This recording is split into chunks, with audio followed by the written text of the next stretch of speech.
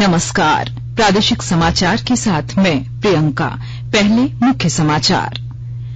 प्रधानमंत्री नरेंद्र मोदी ने राज्यों के मुख्यमंत्रियों के साथ कोविड की स्थिति पर किया संवाद। कोविड से बचाव के लिए अभी भी सतर्क रहने की जरूरत पर दिया बल। नीति आयोग के मुख्य कार्यकारी अधिकारी अमिताभ कांत ने कहा, देश के आकांक्षी जिलों ने पिछले 4 वर्षों में प्रमुख विकास क्षेत्रों में की है महत्वपूर्ण प्रगति। राज्य सरकार द्वारा झारखंड कृषि ऋण माफी योजना के तहत प्रतिदिन 3 करोड़ 34 लाख रुपए का ऋण किया जा रहा है माफ। और केंद्र सरकार ने केंद्रीय विद्यालयों में नामांकन के लिए सांसदों और अन्य के विशेषाधिकार कोटे को किया समाप्त। और अब समाचार विस्तार से। प्रधानमंत्री नरेंद्र मोदी ने कहा है कि कोविड की चुनौती अभी समाप्त नहीं हुई है। उन्होंने इससे बचाव के लिए सतर्क रहने की जरूरत पर बल दिया। देश में कोविड की स्थिति पर राज्यों के मुख्यमंत्रियों के साथ वीडियो कॉन्फ्रेंस के माध्यम से बातचीत में श्री मोदी ने कहा कि यूरोपीय देशों में ओमिक्रॉन और इसके वेरिएंट तेजी से फैल रहे हैं। उन्होंने कहा कि वैज्ञानिक और विशेषज्ञ देश और वैश्विक स्थिति पर लगातार नजर रखे हुए हैं और उनके सुझावों पर अमल करते हुए मिलकर काम करने की जरूरत है। पिछले 2 हफ्तों से जिस तरह से कुछ राज्यों में केसेस बढ़ रहे हैं, उससे हमें अलर्ट रहने की जरूरत है। कोरोना से बचाव के लिए वैक्सीन सबसे बड़ा कवच है। हमारे देश में लंबे समय बाद स्कूल्स खुले हैं, क्लासेस शुरू हुई है। ऐसे में कोरोना केसेस के बढ़ने से कहीं न कहीं पेरेंट्स के लिए चिंता बढ़ रही है। मार्च में हमने 12 से 14 साल के बच्चों के लिए वैक्सीनेशन शुरू कर दिया था। अभी कल ही 6 से 12 साल के बच्चों के लिए भी कोवैक्सीन टीका की परमिशन मिल गई है। सभी एलिजिबल बच्चों का जल्द से जल्द टीकाकरण यह हमारी प्राथमिकता है। प्रधानमंत्री ने कहा कि देश को टेस्ट, ट्रैक और ट्रीट की अपनी रणनीति को प्रभावी ढंग से लागू करना होगा। श्री मोदी ने सार्वजनिक स्थानों पर कोविड उपयुक्त व्यवहार को बढ़ावा देने की आवश्यकता पर बल दिया और मेडिकल कॉलेजों और जिला अस्पतालों में बुनियादी ढांचे को बढ़ाने का आह्वान किया। इंफ्रास्ट्रक्चर के अपग्रेड का काम तेजी से चलता रहे, ये सुनिश्चित किया जाना चाहिए। बेड्स, वेंटिलेटर्स और पीएसए ऑक्सीजन प्लांट जैसी सुविधाओं के मामले में हम काफी बेहतर स्थिति में हैं, लेकिन ये सारी सुविधाएं फंक्शनल रहे, हमें ये भी सुनिश्चित करना होगा। मेडिकल कॉलेजेस, जिला अस्पताल, इन सब में हमें अपने मेडिकल इंफ्रास्ट्रक्चर को भी स्केल अप करना है। राष्ट्रव्यापी टीकाकरण अभियान के अंतर्गत अब तक 188 करोड़ 19 लाख से अधिक कोविड रोधी टीके लगाए जा चुके हैं। केंद्रीय स्वास्थ्य मंत्रालय ने बताया कि पिछले 24 घंटों में 21 लाख 97 हजार से अधिक टीके लगाए गए। इसी अवधि में 2,927 लोगों में कोरोना संक्रमण की पुष्टि हुई। देश में इस समय 16,279 संक्रमितों का उपचार चल रहा है। स्वस्थ होने की दर 98.75% है। प्रधानमंत्री नरेंद्र मोदी की अध्यक्षता में आज हुई केंद्रीय मंत्रिमंडल की बैठक में कई विभागों के प्रस्ताव को स्वीकृति दी गई। मंत्रिमंडल की बैठक के बाद सूचना और प्रसारण मंत्री अनुराग ठाकुर ने संवाददाताओं को बताया कि मंत्रिमंडल ने खरीफ मौसम के लिए फास्फोरस और पोटाश युक्त उर्वरकों के लिए पौष्टिक तत्व आधारित सब्सिडी दरों की भी स्वीकृति दी। श्री ठाकुर ने बताया कि पिछले वर्ष की तुलना में इस साल प्रति बोरी सब्सिडी की दर 50% से अधिक बढ़ाई गई है। कुल मिलाकर लगभग 61,000 करोड़ रुपए की सब्सिडी की स्वीकृति दी गई। मंत्रिमंडल ने अति नक्सल प्रभावित क्षेत्रों में 2G मोबाइल टावरों को 4G में बदलने के लिए BSNL को 1,884 करोड़ रुपए की अनुमानित लागत पर 2,343 वामपंथी उग्रवाद चरण साइटों को 2G से 4G मोबाइल सेवाओं में अपग्रेड करने की परिकल्पना की गई है। हालांकि BSNL अपनी लागत पर अगले 5 वर्षों के लिए साइटों का रखरखाव करेगा। नीति आयोग के मुख्य कार्यकारी अधिकारी अमिताभ कांत ने कहा है कि देश के आकांक्षी जिलों ने पिछले 4 वर्षों में प्रमुख विकास क्षेत्रों में महत्वपूर्ण प्रगति की है। इन जिलों में तेजी से हुए सुधार में जिला प्रशासन की टीमों के बीच साझेदारी और लगातार जनसंपर्क कार्यक्रमों ने महत्वपूर्ण भूमिका निभाई। नई दिल्ली में आकांक्षी जिलों पर सहभागिता से समृद्धि विषय पर आयोजित एक दिवसीय सम्मेलन के उद्घाटन के अवसर पर उन्होंने कहा कि इस कार्यक्रम ने प्रमुख सामाजिक मानकों में आकांक्षी जिलों की रैंकिंग में बदलाव लाने में महत्वपूर्ण भूमिका निभाई है। विशेष रूप से महामारी के दौरान जनसंपर्क कार्यक्रम के माध्यम से आकांक्षी जिलों में अंतिम छोर तक सूचना और जानकारी लोगों तक पहुंची। उपराष्ट्रपति एम वेंकैया नायडू ने आज आंध्र प्रदेश के नेल्लोर में आकाशवाणी एफएम स्टेशन में 10 किलोवाट क्षमता वाले 100 मीटर ऊंचे टावर का उद्घाटन किया। इस अवसर पर उन्होंने मीडिया का आह्वान किया कि वे नैतिक पत्रकारिता के सिद्धांतों पर चलें और समाचारों के संकलन में जिम्मेदारी का पालन करें। और अब सुनते हैं अमृत महोत्सव क्विज। आजादी के 75 वर्षों का पर्व अमृत महोत्सव प्रत्येक बुधवार शाम 7 बजे प्रसारित होने वाले प्रादेशिक समाचार के दौरान पूछे गए प्रश्न का सही उत्तर देने वाले एक प्रतिभागी इनाम का हकदार होगा। इसके लिए सुनते रहें आकाशवाणी रांची का प्रसारण।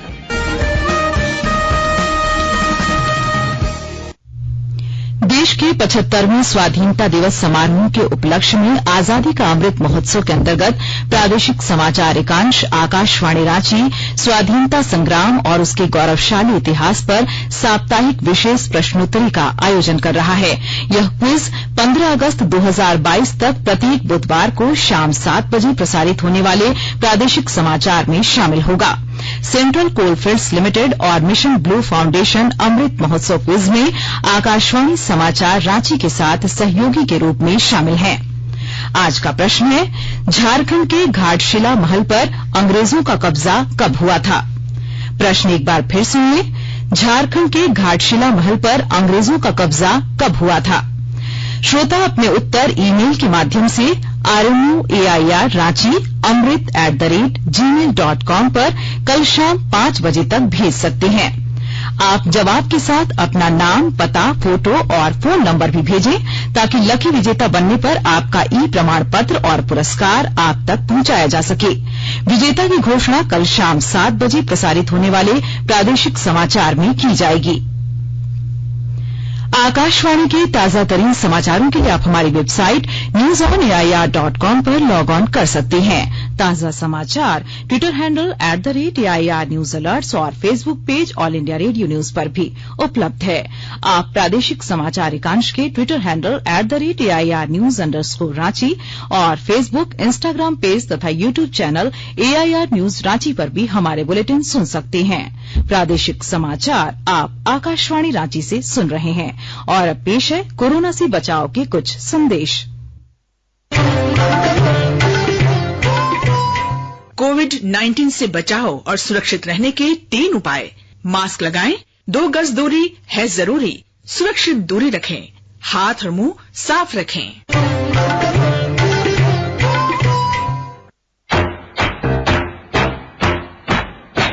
चलो मिलकर एक शुरुआत करें, चलो एक फैसला आज करें, मास्क नहीं तो टोकेंगे, कोरोना को रोकेंगे, चलो एक वादा करते हैं, चलो कुछ वादा करते हैं, मास्क नहीं तो टोकेंगे, कोरोना को रोकेंगे। भारत सरकार द्वारा जनहित में जारी। प्रादेशिक समाचार में आपका एक बार फिर से स्वागत है। गुमला के जिला निर्वाचन पदाधिकारी सह उपायुक्त सुशांत गौरव ने आज पंचायत चुनाव को देखते हुए गुमला सदर अनुमंडल के लिए कार्तिक उरांव कॉलेज में बनाए गए मतगणना केंद्र एवं वजगृह का निरीक्षण किया। उन्होंने जिला उप निर्वाचन पदाधिकारी सह जिला पंचायती राज पदाधिकारी को परिसर में विद्युत की पर्याप्त व्यवस्था करने, परिसर के सभी महत्वपूर्ण बिंदुओं पर सीसीटीवी कैमरे अधिष्ठापित करने के साथ ही उन्होंने घाघरा के मतगणना केंद्र और भरनों के वजगृह के बीच उचित पार्टीशन करने का निर्देश दिया। साथ ही प्रथम एवं द्वितीय चरण के मतदान हेतु मतगणना एवं वजगृह की स्थापना अलग अलग करने पर जोर दिया। राज्य सरकार द्वारा झारखंड कृषि ऋण माफी योजना के तहत प्रतिदिन 3 करोड़ 34 लाख रुपए का ऋण माफ किया जा रहा है। 423 दिनों से प्रतिदिन 906 किसानों को इस योजना का लाभ मिल रहा है। 31 मार्च 2022 तक 3,83,000 से अधिक किसानों के 1,529 करोड़ रुपए के ऋण माफ किए गए हैं। वित्तीय वर्ष 2020-21 में 1,22,238 लोगों को योजना का लाभ दिया गया।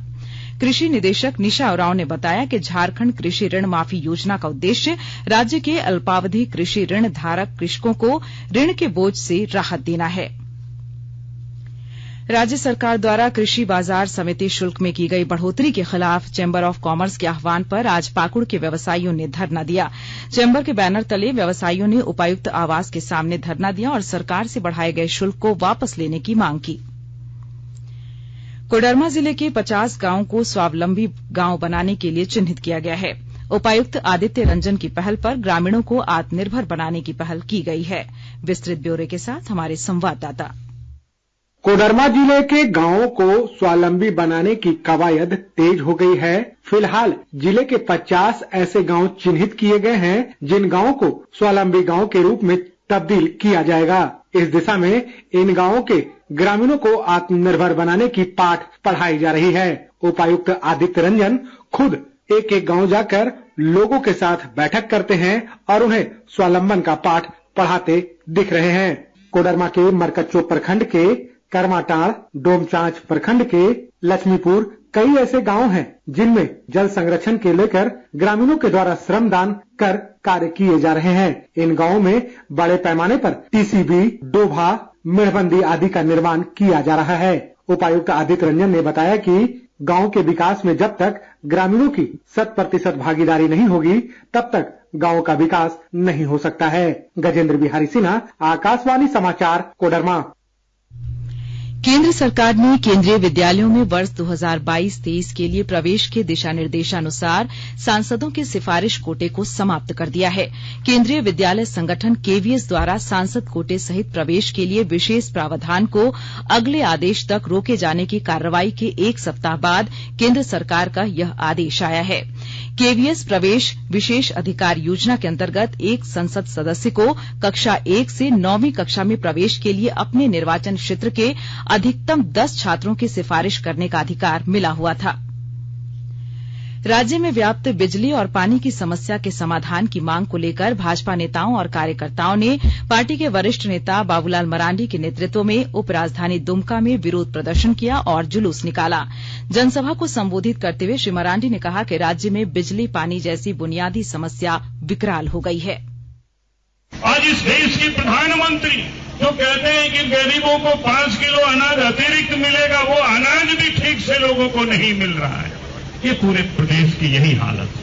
जो गरीबों की अनाज को बेचते वो भी गरीबों के यहाँ तक नहीं पहुंचने देते। इस प्रदेश में ये सरकार लूट में लगी हुई है, लूटने में लगी हुई, लुटाने में लगी हुई। और इसलिए मैं आप सब लोगों से यही कहने के लिए आया हूँ, आज इस राज्य में बहुत हो चुका है। अब इस राज्य को बचाने के लिए इस सरकार को उखाड़ फेंकना है। तभी हम सब लोग चैन से रहेंगे, तभी इस प्रदेश का विकास हो सकता है। खूंटी जिले में पुलिस ने अड़की थाना क्षेत्र में 3 बैंक मित्रों के साथ हुए लूटकांड का खुलासा किया है।